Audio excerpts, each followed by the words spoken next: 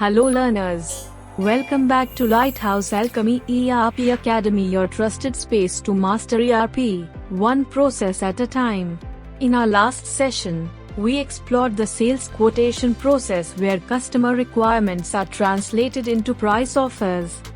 Today, we move to the next key stage, the sales contract, a process that formalizes customer orders and lays the foundation for dispatch and billing.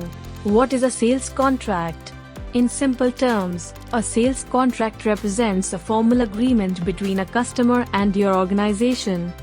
It records all essential details, item quantities, rates, delivery schedules, payment terms, and credit limits based on an approved quotation or customer purchase order. In Lighthouse ERP, the sales contract is the core transactional document that drives the downstream processes like sales orders, delivery orders, and invoices.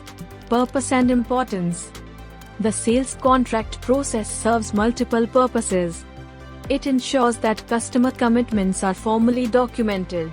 It helps track long-term or rate-based agreements.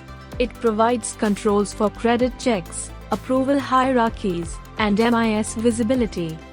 In industries like transmission line towers, TLT, and discrete manufacturing, the sales contract is mandatory, while for sectors like steel or FMCG, it can be optional or core depending on the project layer, process flow. Let's walk through the step-by-step process inside Lighthouse ERP. Step 1. Create sales contract.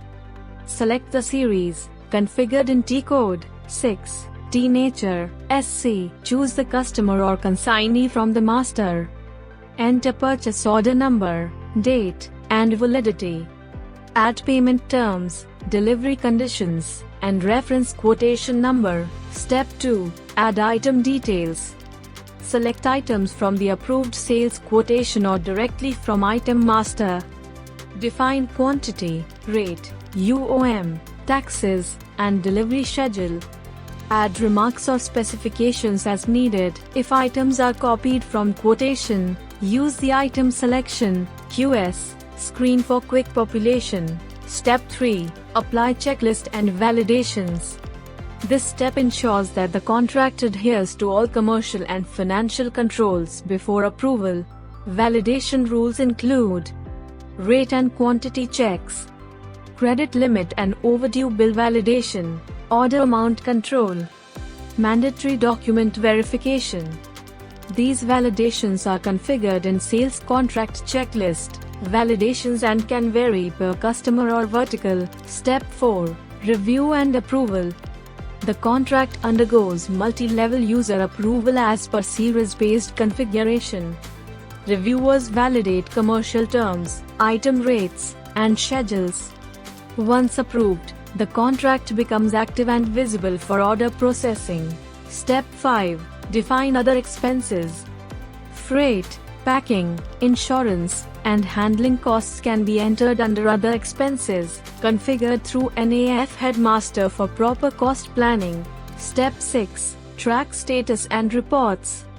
After approval, you can monitor, balance quantities, partially executed orders, short closed or cancelled contracts, customer-wise or division-wise progress, configuration and prerequisites. Before using this process, series setup must be done in the configuration master.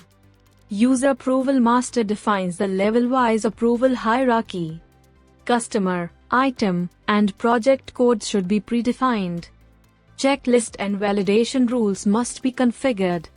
Optionally, set free state and tolerance levels for data control. Key features: integration with sales inquiry and quotation, auto-rate population via BOM and inclusive rate logic, multi-level approval workflow, HSN, SAC code update facility, credit control and payment term validation, item-wise tolerance and permit quantity control, rate variation and brokerage management, multi-currency and multi-UOM support, document attachment and annexure upload, auto-scheduler for daily or monthly sales contract reports, multi-cancellation and amendment, The sales contract multi-cancellation option is used to cancel balance order quantities. You can also perform amendments, short closures, or holds to update order status in real time.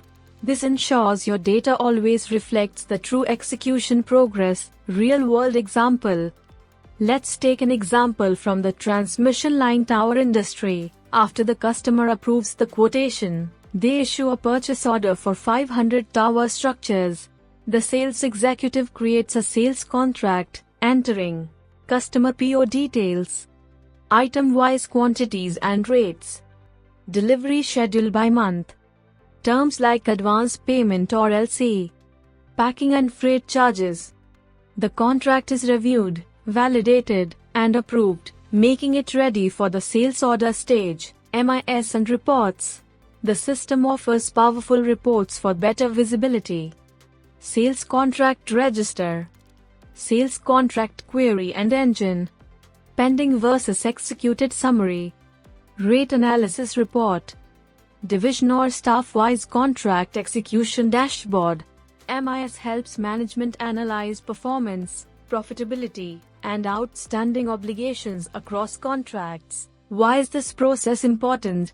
Converts customer commitment into a legal document, controls rate, credit, and delivery policies, provides audit trails and approval transparency, serves as the foundation for sales orders, delivery orders, and invoices. This process adds tremendous value across industries, whether for long-term rate contracts, manufacturing commitments, or recurring supply schedules. Summary. Here's what we covered.